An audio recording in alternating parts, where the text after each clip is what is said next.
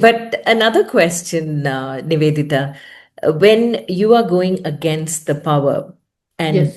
the powerful, the village is kind of mixed in between you and them. So, how did you win them over to your end to make sure that you are for their well being and you are also against the powerful? That's really it's a very pertinent question because that has shaped so much of our lives. Yeah. See, initially, Rashmi, we were just not aware of this opposition. Mm. We were, I think, so immersed. We were so immersed in our work, in understanding, as I told you, what is this blade of grass about, and what is that tree in the forest, and what does that fruit do? Mm. What are these seeds like? That we were completely oblivious to Mm. the fact that our very, very simple work of making dams and getting composite varieties or thinking about agriculture, digging wells, all of that was creating somewhere a tremor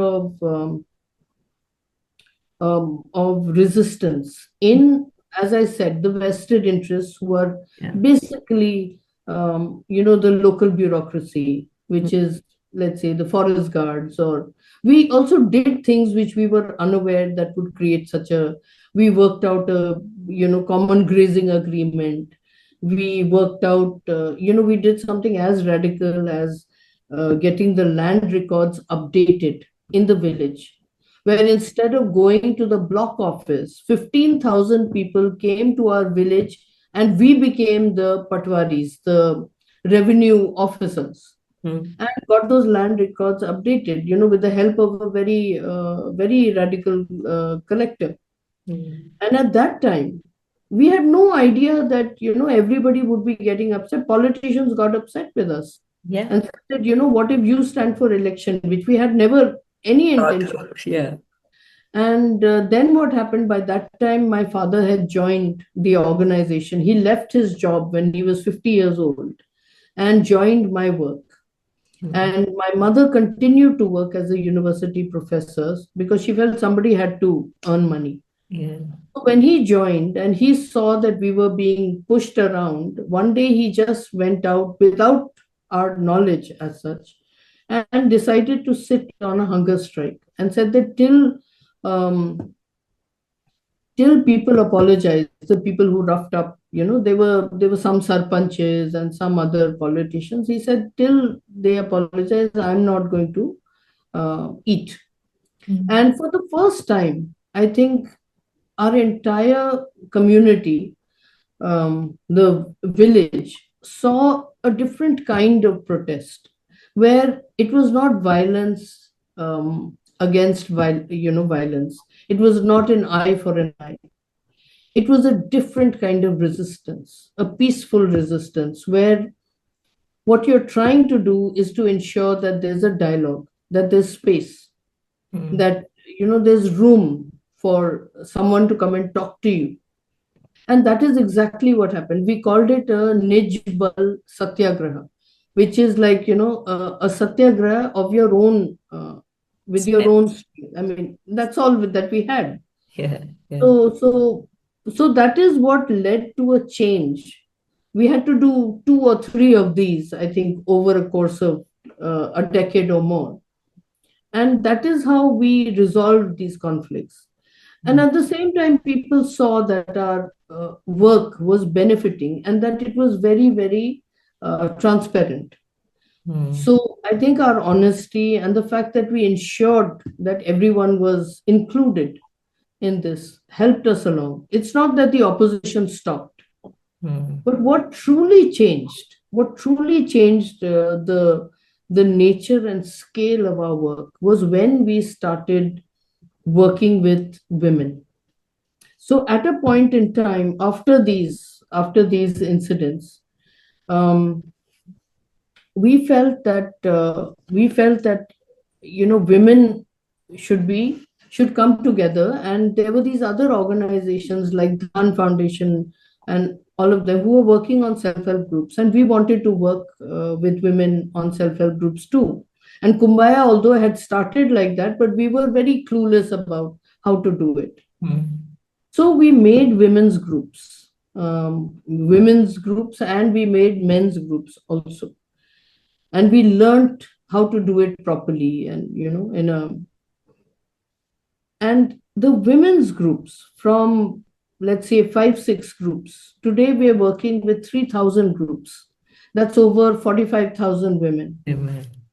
Okay. And all of them, 45,000 women, are actually come together as 14 different federations. Each federation is of 3,000, 4,000 women who are financially extremely strong. Mm. And a federation brings all of them together in vast numbers. Mm. So that kind of solidarity then changes everything. Yeah. And I always take delight in saying that the men's groups that we started, and it's very bad of me to be happy about it, but whatever it is, the men's groups that we started all failed within 2 years. Oh, So, okay. yes. So, people always think that it's easier to work with women. The conclusion, therefore, would be that a lot of people will say that it's much easier to work with women because women are more compliant, Mm. they're more submissive, Yes. but what I have seen, and how I like to think about it, and which I think has got proven again and again in our organization, is that I feel women had the intelligence. Mhm. They had the intelligence to understand the value of coming together, the value of saving together, the value of leveraging loans from public sector banks to invest in their households, their farms, their businesses, the well-being of their children, in health and education. So it takes a certain type of intelligence to be able to see that, to realize that, to work on it, to practice it, along with 15 to 20 other women, Mm. peacefully, Yeah. Yeah. with consensus, with cooperation. True. Yeah. So, and you've seen 45,000 women do that. The number of loans that they take, are over what, 120, 150 crores. That's what they deal with. Mm. So it's that kind of change I've seen, where women have come forward and are now each federation is working in different regions, different areas in our entire region. And all these federations, apart from livelihoods, is also working on social issues, on ensuring that all the government entitlements come to children, come to poor people, come to old people. The ICDS and the Anganwadis and the health schemes, they go to a PHC that is not working Okay. and insist that you have a doctor, and it works. Mm. So it's that kind of change. Today they're not sitting in their fields selling their small amount of crop at distress prices. Mm. Today they aggregate and sell it in bulk. And that is a separate company. It's called Ram Rahim Producer Company, Pragati Producer Company. But it's again a company of almost 6,000 women farmers.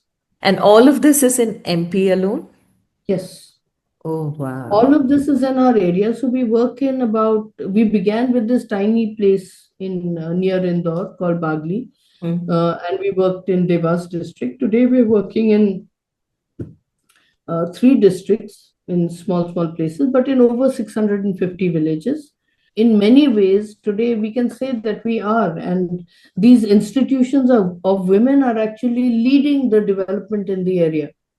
And Um, what are the different sectors? Like you said, you have orders internationally that the women are catering to.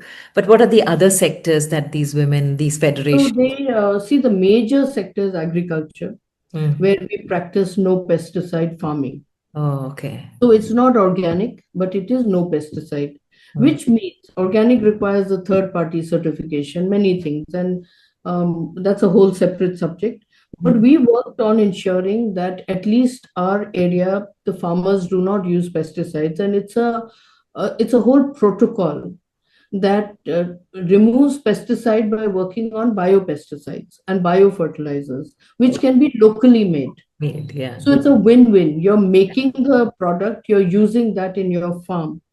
But again, the main point here is that whether it is no pesticide or agriculture or organic, the crucial thing is that no single farmer can do that alone. You have to have an agreement with all the farms around you to ensure that you do not use pesticide, because one farm using pesticide will ensure that all the pests come to your farm if you're Yeah. not using. Yeah. So it requires consensus. Yes. And I think that consensus of farmer after farmer, so more than 40-50% of the village has to agree to practice no pesticide, non-pesticide agriculture for it to work. Hmm. So it's a participatory guarantee system, a Hmm. very radical way of ensuring that small and marginal farmers can farm in a healthy and sustainable way. It requires consensus, and I feel that we have only been able to do it because we work with women farmers. So for us, farmers in India are women.